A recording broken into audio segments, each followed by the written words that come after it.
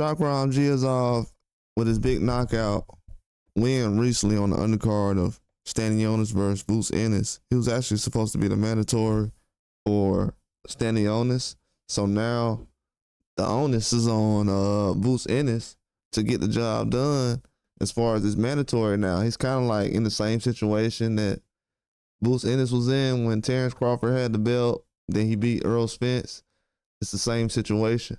Jaron Ennis is taking the responsibility of Stanionis had after winning the belt, and now it's becoming his problem. And, you know, they want Giyasov to get this mandatory fight.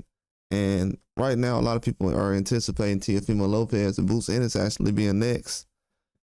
And with that to actually happen, the first step would actually have to be this mandatory from Giyasov. His team would actually have to get, I don't know if it'll be step aside money or he would just have to give the okay for this fight to proceed, because he's given up his opportunity to fight. So they would definitely have to give him a good reason why he wouldn't want to take this fight currently at this time, because he needs this fight just as well, more than most people would right now in their career, especially with him being 31 years old. I think he has a birthday probably coming up very soon. So, yeah, he's going to be 32 soon. So he's trying to move and get this title ASAP.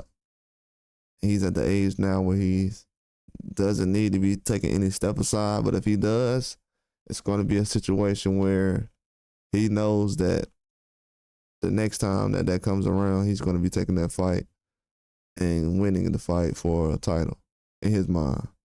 So, yeah, he definitely needs to make a decision on that. I don't know if Turkey Al-Sheikh, everybody has already discussed with him or anybody else what could happen. They've already decided on the Teofimo and Boots situation being a real thing. So, you know, in the background, you have to think that Giyasov and everyone else is already known. That's a lot more into the situation than I am or anybody else out here.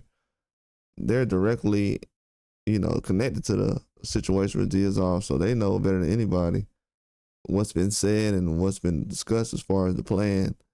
It's always a plan.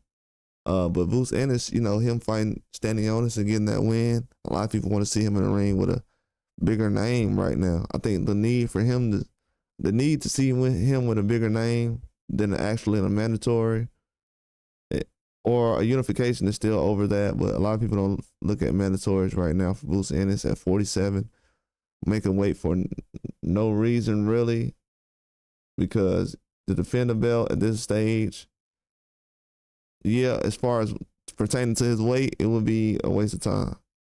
So, yeah, he has to make sure that he knows what direction he's going to go in once he takes that fight with Giyasov or Teofimo Lopez.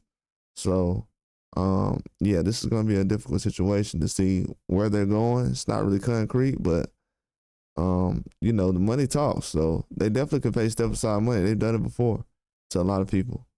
But that's all I got. Like and subscribe.